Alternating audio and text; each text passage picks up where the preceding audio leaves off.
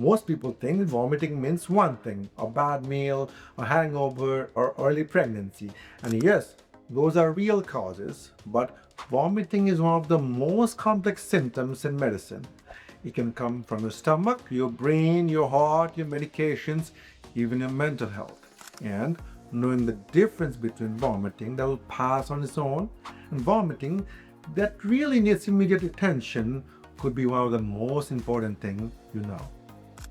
I'm a doctor. Let me go through one of the most common causes of vomiting, what you can do about each one, and the warning signs that should never be ignored.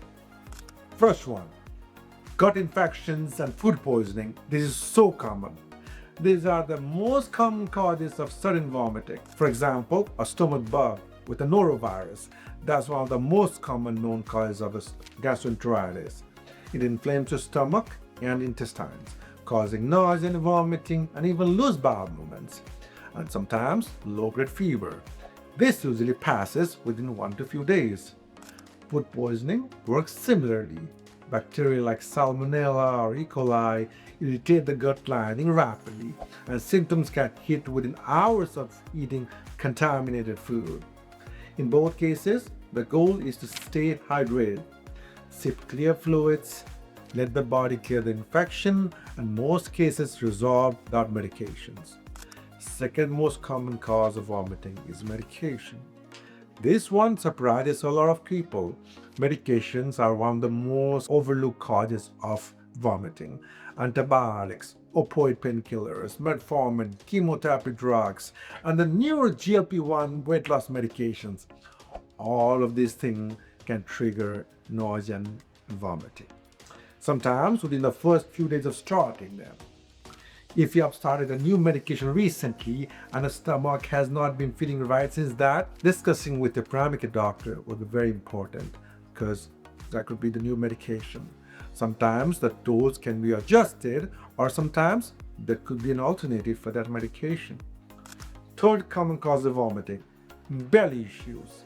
Vomiting can also be a signal that something's inside the stomach is wrong, like it's inflamed or there's an obstruction, it's blocked.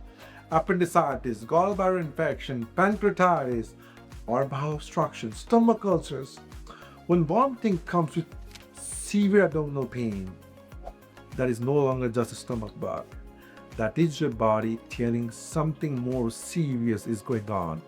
Don't wait it at home. Visit your local emergency room or pick up a phone and talk to your primary care doctor. Fourth cause of vomiting, the brain. Your brain has a dedicated vomiting center, a region in the brainstem that receives signals from all over the body and decides when to trigger vomiting. Migraine headaches attack is directly, so does motion sickness, vertigo, and other inner ear problems. In these cases, the stomach is perfectly fine, but the signal is coming entirely from the nervous system. And then there's one that catches people off guard, a heart attack. That can cause vomiting too, especially in women. The nerve supply to the heart and upper part of the gut is the same. What is why a heart attack can sometimes feel like indigestion, nausea, or vomiting with no chest pain at all. So if you have got vomiting, sweating, jaw pain, discomfort, and or unusual fatigue, see your doctor at the earliest possible. Now, the fifth common cause of vomiting, pregnancy and hormones. Up to 75% of pregnancies involve nausea and vomiting, particularly in the first trimester.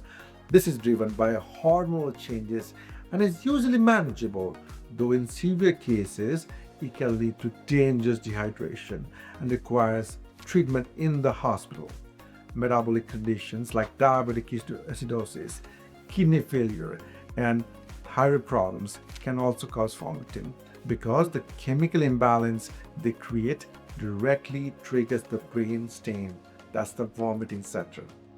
And anxiety, panic attacks, chronic stress, that can trigger vomiting too.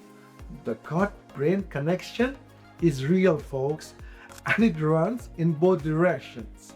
Now, we learned a lot about vomiting. We learned a lot of ways, a lot of causes for vomiting. But what can be actually done? First, and most importantly, manage hydration when you have vomiting or when your family members are vomiting. Vomiting causes weight loss fast.